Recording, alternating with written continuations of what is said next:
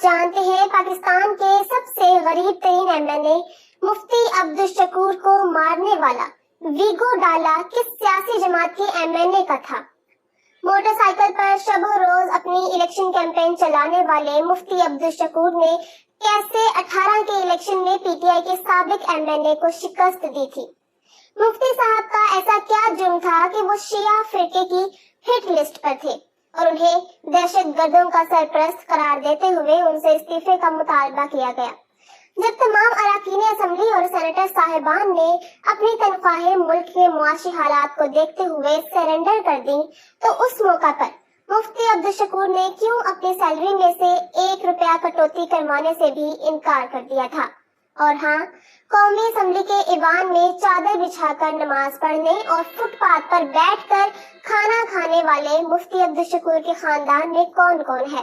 तो दोस्तों, आज की वीडियो में हम वजीर आजम शहबाज शरीफ की कैबिनेट के वजीर मजहबी अमूर मुफ्ती अब्दुल शकूर की सियासी और निजी जिंदगी को डिटेल में जानने वाले हैं। आप देख रहे हैं इलेक्शन बॉक्स और मैं हूं किंजा फरमान। आप मुझे इंस्टाग्राम पर भी फॉलो कर सकते हैं, जिसका लिंक आपको डिस्क्रिप्शन में मिलेगा। आज से 55 वर्ष कबल 1968 में लकी मरवत के नवाही गांव ताजवी खेल में सरदार खान के घर में एक बच्चे की पैदाइश हुई। वालिद ने अपने फर्जंद का नाम अब्दुल शकूर रखा। उन्होंने मदारसे दीनिया से अपने तालीमी सफर का आगाज किया। वो दरसे निजामी और मुफ्ती बनने के बाद मुख्तलिफ मसाजिद में खताबत और इमामत की जिम्मेदारियां देती रहे। असरी तालीम की बात कर ली जाए तो मुफ्ती अब्दुल शकूर ने फिलॉसफी और इस्लामिक स्टडीज में मास्टर्स किया। वो दीनी मदारस में एक तवील अरसे तक फिक्का पढ़ाते रहे। मुफ्ती अब्दुल शकूर की पॉलिटिकल एफिलिएशन जमीयत उलमा इस्लाम के साथ थी और वो JUI के ही प्लेटफॉर्म से सियासत करते रहे। 2013 के जनरल इलेक्शन में मुफ्ती अब्दुल शकूर JUIF के टिकट से पहली बार कौमी असेंबली के इंतखाबी दंगल में उतरे। किताब के निशान से लड़ने वाले मुफ्ती साहब का मुकाबला तहरीके इंसाफ के कैसर जमाल से था। अपने हरीफ के 11,328 वोटों के मद्दे मुकाबिल उनके बैलेट बॉक्स में 10,240 वोट पड़े और यूं 1,000 वोटों के फर्क से शिकस्त से 2-4 हुए। 2018 में आम इंतखाबात में एक बार फिर से मौलाना फजलुर रहमान ने मुफ्ती साहब का एतमाद करते हुए उन्हें कौमी असेंबली का टिकट दिया। मुफ्ती अब्दुल शकूर हर सुबह नमाज फजर के बाद अपने कच्चे घर से बाहर निकलते और मोटरसाइकिल खुद चलाकर सारा दिन अपनी इंतखाबी मुहिम चलाते। उनका अब की बार भी अपने रवायती हरीफ और साबिक MLA कैसर जमाल से टाकरा होने को था। पीटीआई के कैसर जमाल के 18,335 वोटों के मद्दे मुकाबिल उनके पलड़े में 21,896 वोट पड़े और यूं वो पहली बार इलेक्शन जीतकर पार्लियामेंट की राहदारियों तक पहुंचे। मुफ्ती अब्दुल शकूर 3.5 वर्ष तक अपोजिशन बेंचों पर बैठकर इमरान खान गवर्नमेंट को टफ टाइम देते रहे। गुज़िश्ता वर्ष 10 अप्रैल में रजीम चेंज के बाद PDM इक़्तिदार में लाई गई तो मुफ्ती अब्दुल शकूर को शहबाज शरीफ ने अपनी कैबिनेट में शामिल करते हुए मजहबी अमूर की वजारत का पोर्टफोलियो दिया। वो पेशावर में एक मस्जिद के बाकायदा खतीब थे और उसी मस्जिद से मुल्हिका मदरसे में तलबा को पढ़ाते भी थे, लेकिन वफाकी वजारत मिलने के बाद उन्होंने मदरसे में तालीम देने का सिलसिला मुअख्खर कर दिया। वो खुद कहा करते थे कि मैं वो मौलवी हूँ जिसकी अपनी कोई मोटर कार नहीं, मेरा कोई बंगला नहीं, आप मेरे घर जाकर देख लें, खुदा की कसम वहाँ एक ईंट पक्की नहीं है। मैं अब भी पेशावर में मस्जिद के घर में रिहाइश पजीर हूँ। मुझे वजीर बने अभी कुछ अरसा हुआ था कि कुछ कंपनियों ने राब्ता किया कि हम आपको एक हाजी पर 1500 रियाल यानी 1.5 लाख रुपए कमीशन देंगे। मुफ्ती साहब डिजिटल जमाने में नोकिया कंपनी का बटनों वाला फोन इस्तेमाल करते थे। मुफ्ती अब्दुल शकूर मजहबी अमूर के मिनिस्टर बने थे तो उन्हें DG हज के लिए इंतखाब करना था। ऐसे में टॉप ऑफ द लिस्ट एक खातून ब्यूरोक्रेट थी।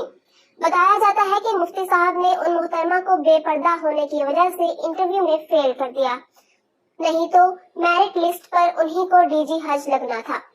मुफ्ती अब्दुल शकूर रमा बस 14 फरवरी को इस्लामाबाद के जिना कन्वेंशन सेंटर में एक कॉन्फ्रेंस में शरीक थे, जहां उन्होंने कलदम सिपाही सहाबा के मौलाना अहमद लुधियानवी के साथ स्टेज शेयर किया।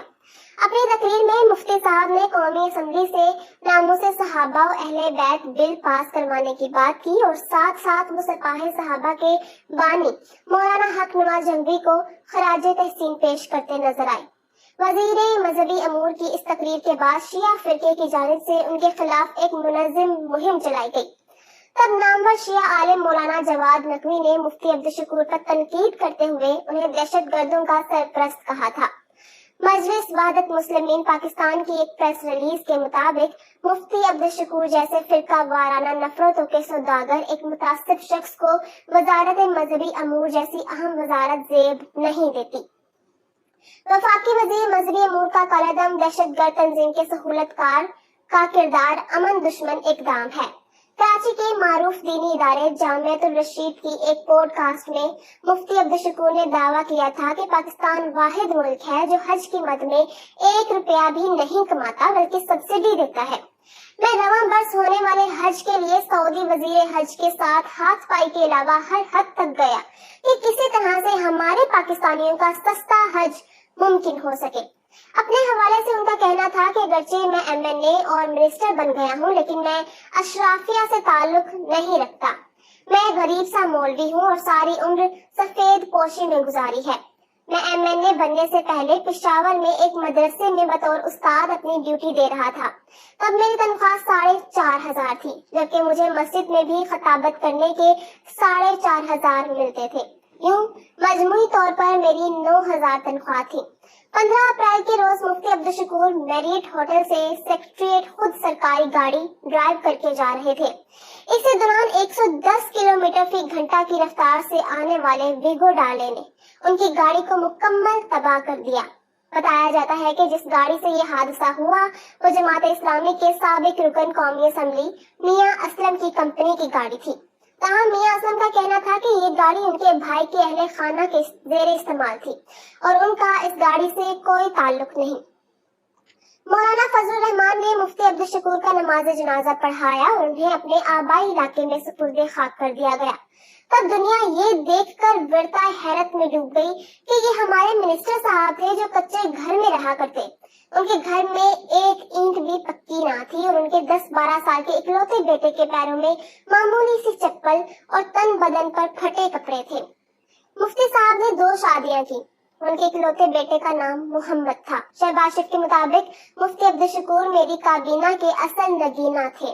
جب ہماری کیبنٹ نے فیصلہ کیا کہ پاکستان کے معاشی بحران کو دیکھتے ہوئے ہمیں اپنی تنخواہیں سرنڈر کر دینی چاہیے اور تمام ممبران اس بات پر راضی ہو گئے کہ ہم بغیر تنخواہ کے کام کریں گے، لیکن اس موقع پر مفتی عبدالشکور وزیر اعظم سے کچھ یوں مخاطب ہوئے: شہباز شریف صاحب، میرا گزارا اس تنخواہ کے بغیر نہیں ہو سکتا۔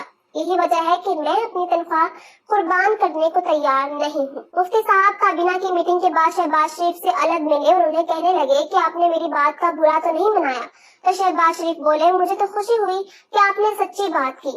مفتی عبدالشکور کے کولیگ عبدالقادر پٹیل نے قومی اسمبلی میں تقریر کرتے ہوئے کہا کہ جب مفتی صاحب کا ایکسیڈنٹ ہوا تو ان کے ساتھ ایک بھی پولیس اہلکار نہیں تھا۔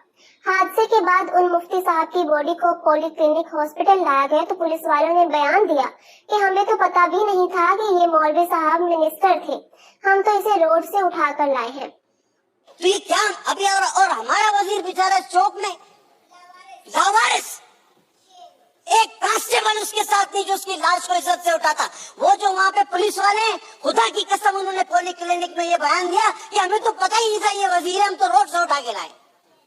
آپ کیا کر رہے ہیں آسٹریریٹی کے نام پہ؟ یہ آپ کے جج 20-20, 18-18 لاکھ روپے تنخواہ لے رہے ہیں، آپ کے آئین کو توڑ رہے ہیں، آپ کے جرنیل گولف کھیل رہے ہیں 50-50, 20-20 پتہ نہیں کتنے لاکھ، اور آپ 1,60,000 اور مفتی روڈ پہ مرا ہوا پڑا ہے، کوئی اٹھانے والا نہیں، پولیٹیشین برے ہیں۔